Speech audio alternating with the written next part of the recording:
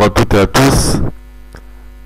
Alors si la royauté était éternelle, cela veut dire que le royaume de Salomon serait encore debout aujourd'hui, alors qu'il n'en est rien. Al-Mulku Lillah, la royauté est à Dieu, maître de l'existence et du néant. Il faut savoir que le royaume de Salomon est parti en fumée et vous n'avez retenu aucune leçon de cet exemple et de tous les exemples. Regardez l'histoire des pharaons, regardez l'histoire de Aaron. Tout ce qui est sur terre va disparaître et tout sera ramené vers Dieu, et seul subsistera la face du Seigneur Tout-Puissant, plein de majesté et de noblesse. Rappelez-vous d'un jour où vous ne sera utile ni argent, ni progéniture, ni tout ce que vous avez accumulé comme richesse ici-bas. Je dis ce que vous venez d'entendre, car c'est la vérité. Et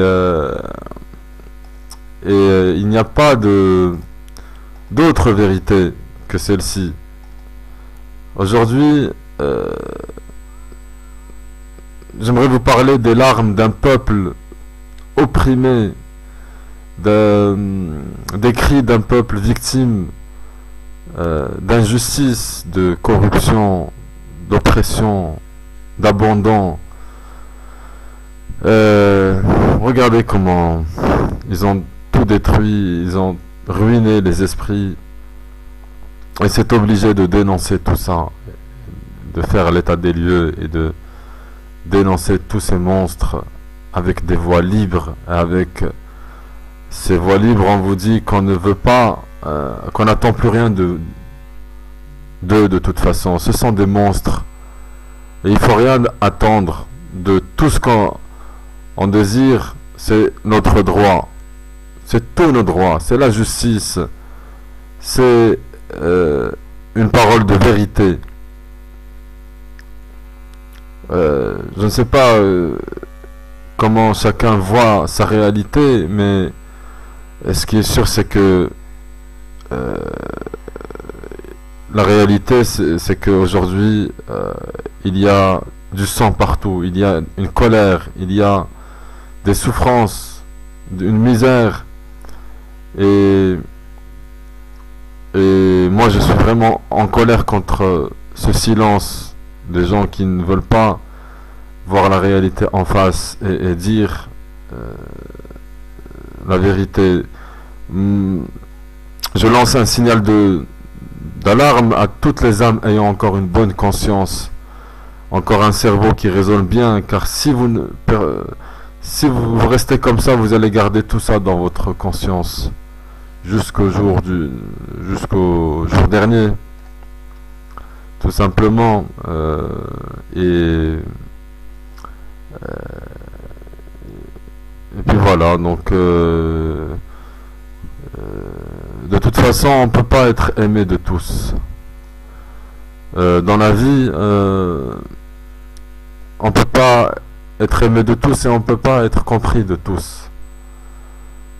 Donc ça sert à rien de se fatiguer pour essayer de plaire à tout le monde, c'est comme ça. Le plus important, c'est de plaire à Dieu, à Allah, de faire ce qu'il nous demande.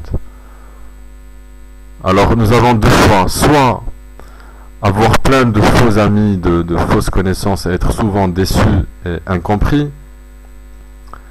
ou bien préférer avoir quelques personnes de confiance autour de soi, quelques amis fidèles, par exemple, ou même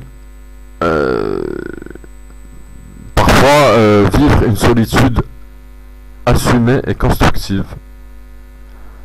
Nous sommes aujourd'hui dans l'ère du Dajjal, une époque de grands bouleversements à tous les niveaux, une époque de tromperie, d'inversion des valeurs, de malentendus, de confusion totale.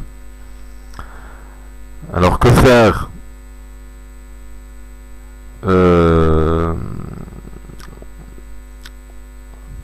Il faut partir, s'isoler, s'entourer quelques fidèles et attendre de quelques croyants sincères et véridiques. Attendre. Alors vous allez me dire, attendre quoi?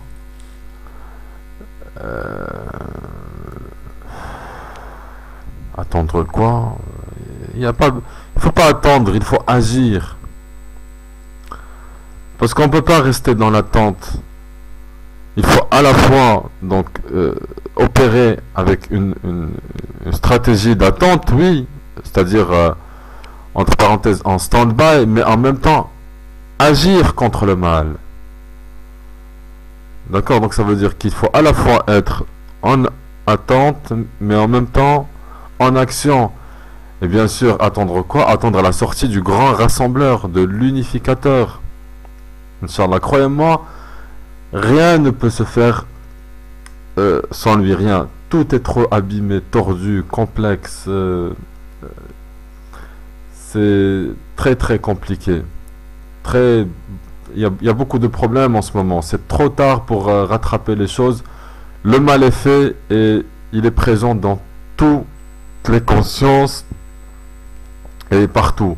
La seule chose qui reste aussi à faire, en même temps, c'est prier Allah Tout-Puissant, invoquer, éduquez-vous, faites des recherches pour connaître la vérité, parlez-en à votre entourage, à vos enfants, à vos parents, à vos proches, etc., à vos voisins, renforcez-vous et préservez-vous du mal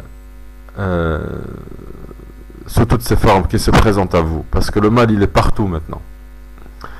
Donc je vous le dis tout ça du fond de mon cœur, et ce n'est pas pour vous casser le moral, mais c'est pour qu'on évolue tous ensemble. Je vous remercie de m'avoir écouté et à la prochaine.